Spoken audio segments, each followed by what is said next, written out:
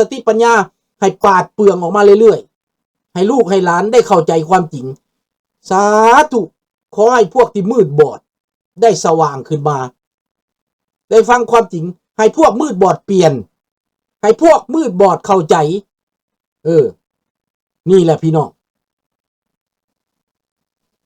ดังนั้นร่วมใจกันเด้อพี่น้องลูกหลานเด้อจับมือถือแขนกันเด้ออย่าลืมพี่น้องพวกที่ฮู้จักแล้วฟังข้าพเจ้าแล้วแชร์ต่อไปบอกต่อไปช่วยข้าพเจ้าแน่อย่าสิให้มีแต่เท่านี้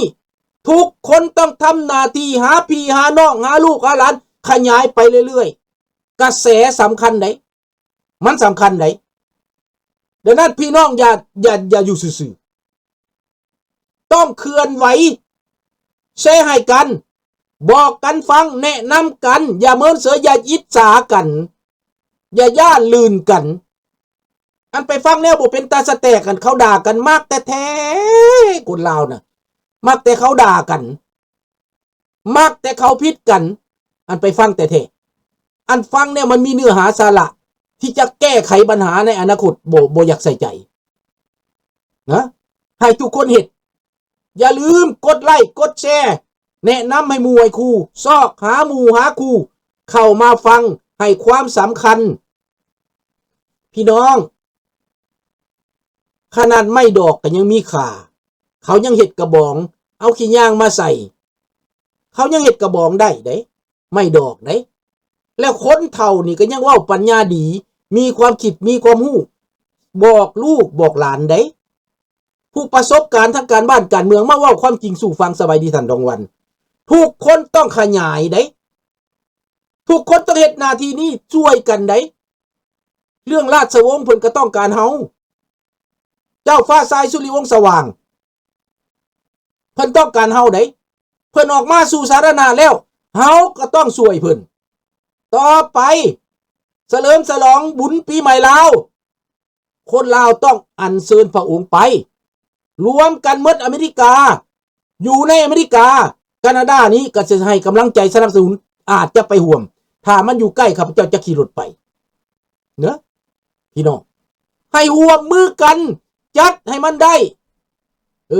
ฝ่ายลาวนี่อย่าลุงคำหลวงอย่าลุงสมดีราศี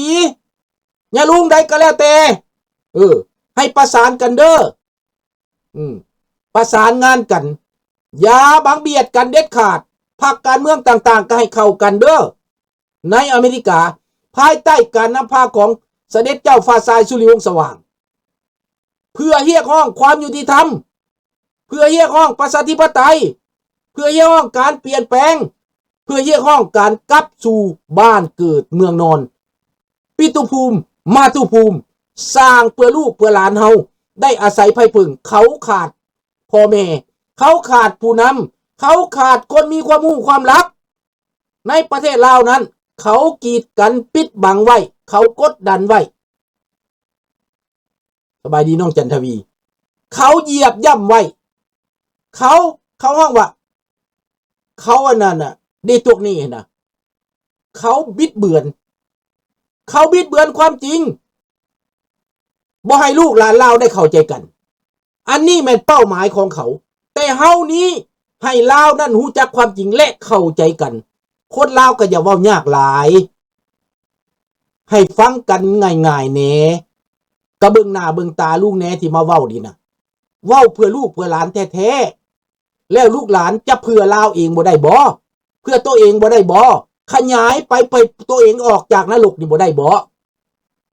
ลุงเปิดทางให้แล้วลูกหลานก็ขยายต่อให้มันเป็นกระแสให้มันเปลี่ยนแปลงความนิยมมานะเรื่องนิยมแก้วเต้ทีมลงน้ำพูนเต้ทีมเรื่องผักเรื่องหลัดเว้าเต้ทีมบ่เชื่อบ่ฟังบ่เอาบ่กินบ่ฮู้บ่รับรองอีกนี่ลุงจัดแนวนั้นบ่ได้เด้อไปเอาเพลงเก่าเข้ามาบ่ได้เขาแบนได้ลุงเฮ็ดใหม่ได้แต่ไปจัดเพลงเก่าเขาบ่ได้เนาะแปลว่าจัดเพลงเผื่อชาติจัดเพลงเผื่อนั้นลุงจะเฮ็ดแต่เพลงมวลๆนี่ลุงก็จะแต่งไปเรื่อยๆแต่จะแต่งมีทำนองพัวพันกับบ้านกับเมืองเรื่อยๆไปเรื่อยๆถ้าว่ามันดีขึ้นก็ขอบใจหลายๆการกระทำของลุงนี้จะให้เกิดประโยชน์ จะให้มีความรู้สึกเพื่อชาติเพื่อบ้านเพื่อเมืองเพื่อลูกเพื่อหลานจะเว้าเพื่อประโยชน์เนาะมวลบันเทิงไปด้วยและเข้าใจไปด้วยซอยความคิดปรับความคิดให้มันเปิดกว้างให้มันสว่างไสวขึ้นมาดังนั้นเจ้าฟ้าทรายสุริวงศ์สว่างนี้เพิ่นต้องการเฮาเด้อเฮาต้องซอยเพิ่นเด้อ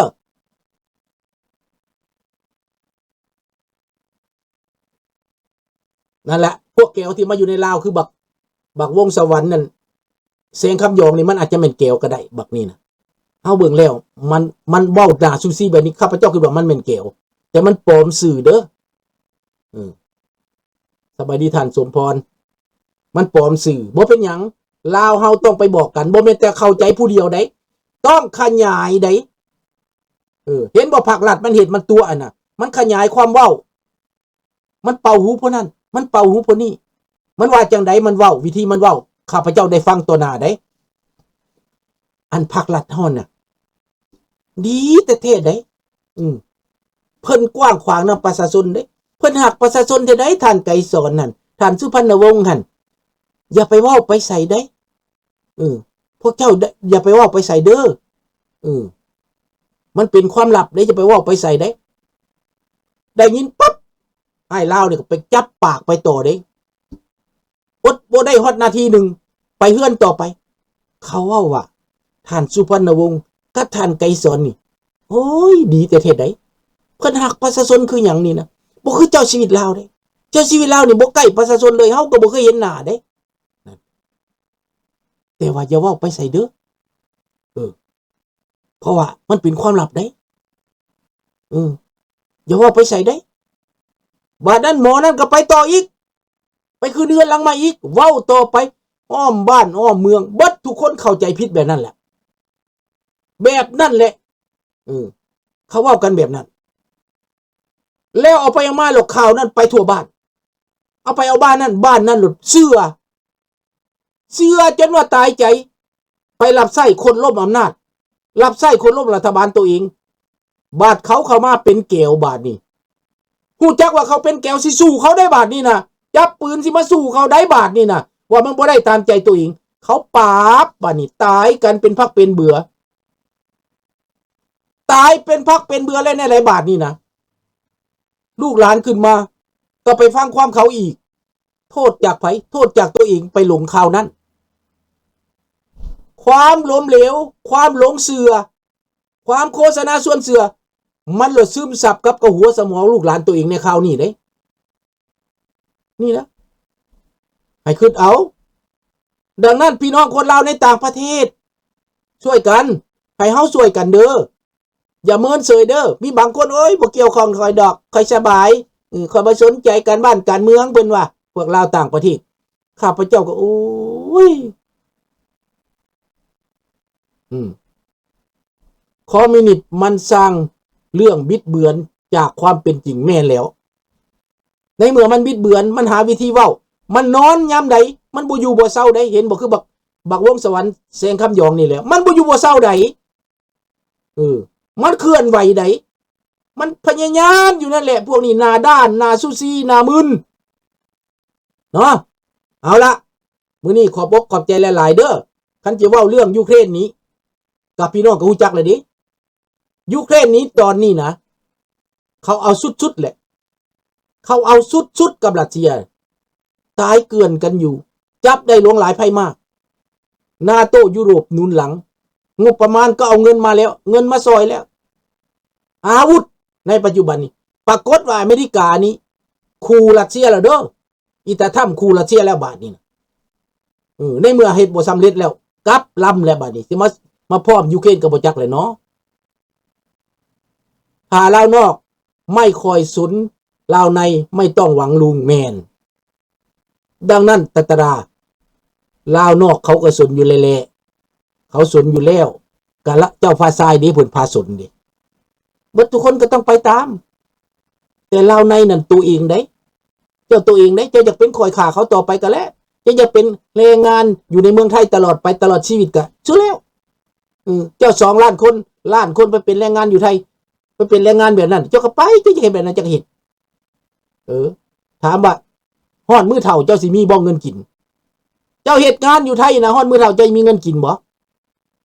เจ้าสิคุ้มครอบคุ้มครัวเจ้าบ่เจ้าสิปลอดภัยบ่ความสุขเจ้าสิมีบ่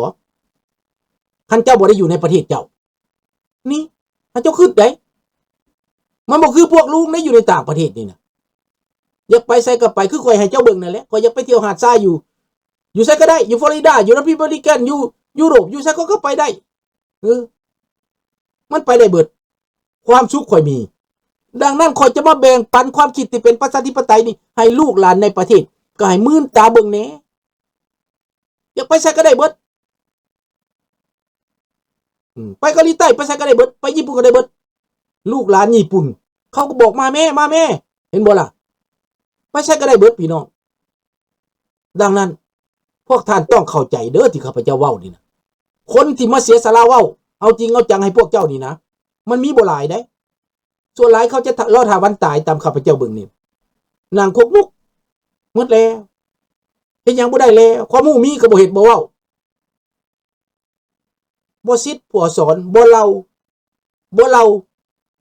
ว่าตัวเองสิไปรอดถ้าตายก่อนข้าพเจ้าหลายคนในพวกบ่เว้านี่นะพวกย่านตายเบิดพี่น้องหมู่ข้าพเจ้าบ่เว้าหยังตายเบิดแล้วตายไปแล้วพวกหนุ่มก็ตายบ่อยากปากบ่อยากเว้าบ่อยากสนใจกันเมืองให้ตายไว้พวกนี้น่ะบัดข้าพเจ้าด่าคอมมิวนิสต์ทุกมื้อบ่ตายเว้ยนี่แหละพี่น้อง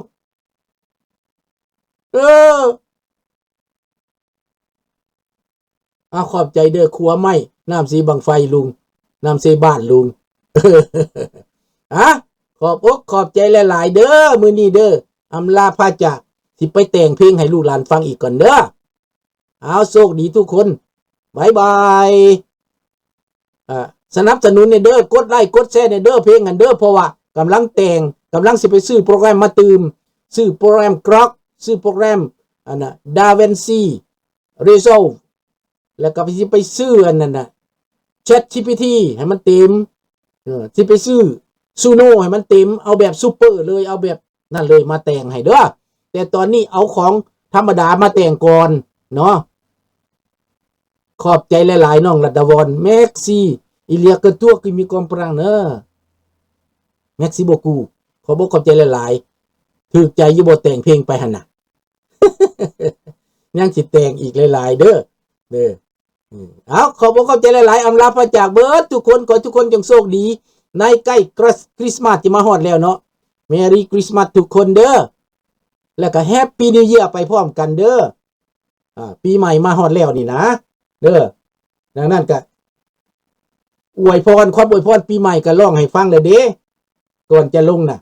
เอาให้ฟังเลยเด้เพลงปีใหม่นี่น่ะเนาะดังนั้นให้พี่น้องเฮาฟังเด้อเอาอันก่อนจะลงเนี่ยก็เพลงม่วนดีบ่ลง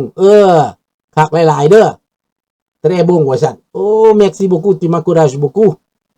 ขอบใจหลายๆเด้อบ๊ายบาย